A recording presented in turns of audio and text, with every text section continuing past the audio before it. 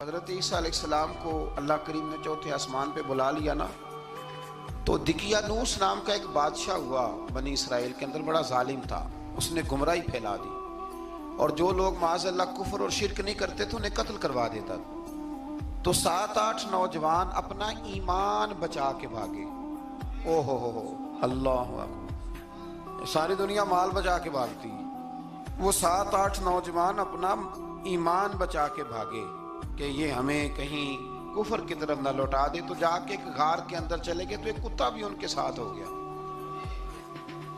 انہیں کتے کو بڑے روڑے مارے کہ یہ اگر بھونکے گا، آواز نکالے گا تو ہم پکڑے جائیں گے، ہم نے تو چھپنا ہے. پر اس کو نہ ولیوں سے پیار ہو گیا تھا.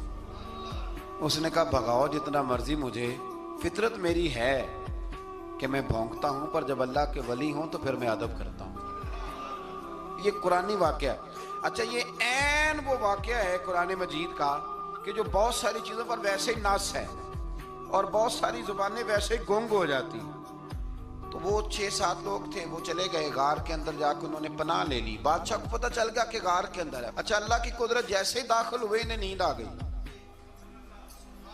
یہ سو گئے. اور قرآن مجید کہتا ہے، قرآن مجید کے یہ لفظ ہیں کہ کتا غار کے منہ پر بازو پھیلا کے بیٹھ گیا، گویا اپنے مالکوں کی خدمت کر رہا ہے. اب میاں صاحب کی ایک بات کر لیں درمیان میں. میاں صاحب فرماتے ہیں جنہ تنا وچ عشق نہ رچیا، کتے ہونا تھی چنگے، اور چلو مالک دے کر راکھی کر دے، صابر پوکھے ننگے. یہ دیکھو نا کہ اتنا تو ان کے اندر بھی کمال ہے. اپنے نا دونوں بازو پھیلا کے کتا بھی غار پہ بیٹھ گیا. ان کو نیند آ گئی. بادشاہ نے پتہ کرایا کہاں بھاگ کے گئے، تو کہا وہ غار کے اندر ہیں. بادشاہ کہنے لگا کہ ان کی سزا یہ ہے کہ ایک دیوار چن دو غار کے منہ میں، غار کو بند کر دو. جس بندے کی ڈیوٹی لگائی نا غار چننے کی، بندہ بڑا نیک تھا، اس کو دیوار بنانے کا ذمہ دیا. اس نے نا دیوار بھی بنائی اور ایک تختی پہ نا سب کے نام لکھے، اور وہ تختی ایک صندوق میں رکھ کے وہاں بند کر دی. اور اسی طرح کی ایک تختی اس کے نیچے لکھا کہ ایک تختی ان کے ناموں کی نا میں مال خزانہ میں بھی بند کر رہا ہوں. اللہ تبارک و تعالیٰ کی قدرت کے بعد مفسرین نے لکھا ہے وہ 100 سال تک سوئے رہے، اور بعض نے لکھا ہے کہ 300 سال تک سوئے رہے. 300 سال کے بعد اس طرح ہوا کہ حکومتیں بدل گئیں. بیدروس نام کا ایک بادشاہ آ گیا، وہ بڑا نیک دل تھا. اس نے ہر طرف حضرت عیسیٰ علیہ السلام کی شریعت کا پھر سے نعرہ بلند کیا. اب نا کچھ لوگ ایسے تھے جو منکر ہو گئے تھے کہ مرنے کے بعد دوبارہ کیسے اٹھیں گے.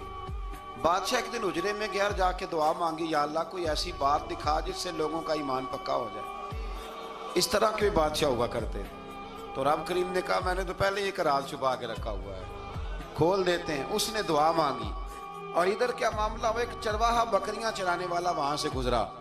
اس نے سوچا یہ دیوار ہے، اگر اس کا منہ کھول لوں نا کبھی تو میری بکریاں یہاں تھوڑا سا دھوپ کے اندر سستا لیا کریں گی. اس چرواہے نے کیا کیا کہ اس نے وہ دیوار گرائی تاکہ میری بکریاں اندر جایا کریں. وہ دیوار گرائی تو اس نے اندر 6-7 لوگ سوئے ہوئے دیکھے اور کتا بھی سویا ہوا دیکھا.